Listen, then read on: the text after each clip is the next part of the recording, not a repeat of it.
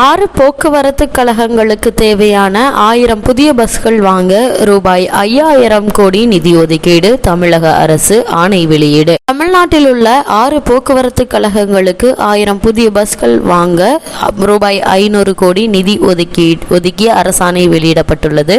இது குறித்து தமிழக அரசு வெளியிட்டுள்ள அரசாணையில் கூறியிருப்பதாவது: மார்ச் 20ஆம் தேதி நடந்த சட்டமன்ற கூட்டத்தொடரில் 110 விதியின் கீழ் முதல்வர் மு.க. ஸ்டாலின் பொதுமக்களுக்கு சிறந்த போக்குவரத்து சேவைகளை வழங்க அவ்வப்போது பஸ்களை புதுப்பிக்க வேண்டிய நிலை உள்ளது. மேலும் தமிழகத்துக்கு 1000 புதிய பஸ்கள் கொள்முதல் செய்யப்படும், 500 பஸ்கள் புதுப்பிக்கப்படும் என அறிவிப்பு வெளியிட்டிருந்தார். இந்த அறிவிப்பை செயல்படுத்தும் விதமாக போக்குவரத்து துறையில் புதிய BS6 டீசல் பஸ்களின் கொள்முதல் விலை தோராயமாக புறநகர் பஸ்களுக்கு 41.2 லட்சமும், அரசு விரைவு போக்குவரத்து கழக பஸ்களுக்கு ரூபாய் 58.5 லட்சம் என மொத்தம் 1000 பேருந்துக்கு 446.60 கோடி நிதி கோரப்பட்டது. இதில் அரசு விரைவு போக்குவரத்து கழகத்திற்கு 200 பஸ்களும், விழுப்புரம் கோட்டத்திற்கு 190 பஸ்களும், கோவை கோட்டத்திற்கு 163 பஸ்களும், மதுரை மற்றும் கும்பகோணம் கோட்டத்துக்கு தலா 163 பஸ்களும், திருநெல்வேலி கோட்டத்திற்கு 129 பஸ்கள் கொள்முதல் செய்ய நிதி ஒதுக்கீடு செய்யப்பட்டது. இதையடுத்து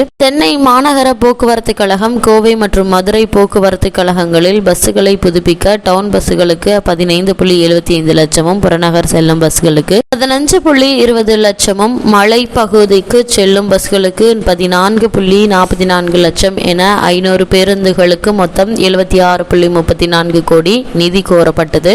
மாநகர போக்குவரத்து கழகத்தில் 85 நகர பஸ்களும், கோவை போக்குவரத்து கழகத்தில் 32 டவுன் பஸ்களும், 133 புறநகர் பஸ்கள், மலைப்பகுதிகளுக்கு 61 பஸ்கள், மதுரை போக்குவரத்து கழகத்தில் 39 டவுன் பஸ்கள், 143 புறநகர் செல்லும் பஸ்கள், மலைப்பகுதிக்கு 7 பஸ்களை புதுப்பிக்க நிதி ஒதுக்கிடப்பட்டது. தமிழகத்திற்கு புதிதாக 1000 பஸ்களை வாங்க 446.60 கோடியும், 500 பஸ்களை புதுப்பிக்க 76.34 கோடியும் ஒதுக்க போக்குவரத்து துறை அலுவலகம் சார்பில் அனுமதி கோரப்பட்டது. இதை கவனமாக ஆய்வு செய்த தமிழக அரசு புதிதாக 1000 பஸ்கள் வாங்க 500 கோடி ஒதுக்கீடு செய்ய நிதி ஒப்புதல் வழங்கியுள்ளது. மேலும் 3 போக்குவரத்து கழகத்தில் 500 பஸ்களை புதுப்பிக்க 76.34 ஒதுக்கீடு செய்யப்படுகிறது. இவ்வாறு அரசாணையில் கூறப்பட்டுள்ளது. அது மட்டுமில்லாமல் மாநகர போக்குவரத்து கழகத்தில் காலி பணியிடங்கள் நிரப்பப்படும் எனவும் கூறப்பட்டுள்ளது. மாநகர போக்குவரத்து கழகத்தில் காலி பணியிடங்கள் நிரப்பப்படும் என தொழிற்சங்க பிரதிநிதிகளுடனான பேச்சுவார்த்தையில் அதிகாரிகள் உறுதியளித்தனர். போக்குவரத்து துறையில் ஓட்டுநர்களை வெளிமுகமை மூலம் ஒப்பந்த அடிப்படையிலும் எடுக்க போக்குவரத்து துறை முடிவு செய்து அதற்கான டெண்டரும் கோரியது.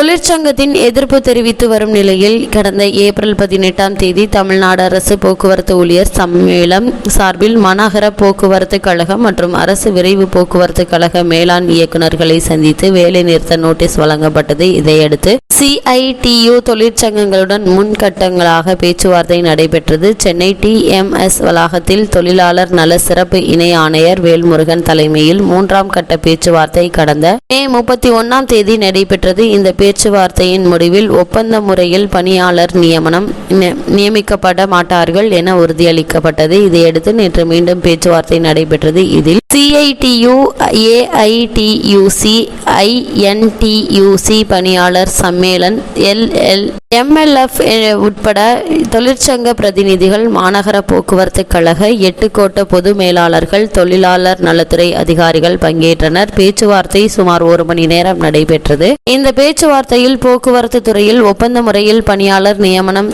நிச்சயம் கிடையாது என மீண்டும் உறுதியளிக்கப்பட்டது. அதனைத் தொடர்ந்து காலி பணியிடங்கள் நிரப்பப்படும் என உறுதியளிக்கப்பட்டது. மேலும் ஓய்வூதியர்களுக்கான அகவிலைப்படி, மருத்துவ காப்பீடு உள்ளிட்டவை வழங்கப்படும் என்று, ஆனால் அதன் இறுதி முடிவை அரசுதான் எடுக்கும் என அதிகாரிகள் தெரிவித்தனர். இருப்பினும் 7 மாத ஒப்பந்த நிலுவைத் தொகை, பதவி உயர்வு, போராட்டம் நடத்திய காலங்களில் விடுப்பு நாட்களை பணி நாட்களாக கருதியுள்ளனர். அதற்கான ஊதியம் கொடுக்கப்பட வேண்டும் உள்ளிட்ட கோரிக்கைகளை தொழிற்சங்க பிரதிநிதிகள் மீண்டும் வலியுறுத்தியுள்ளனர்.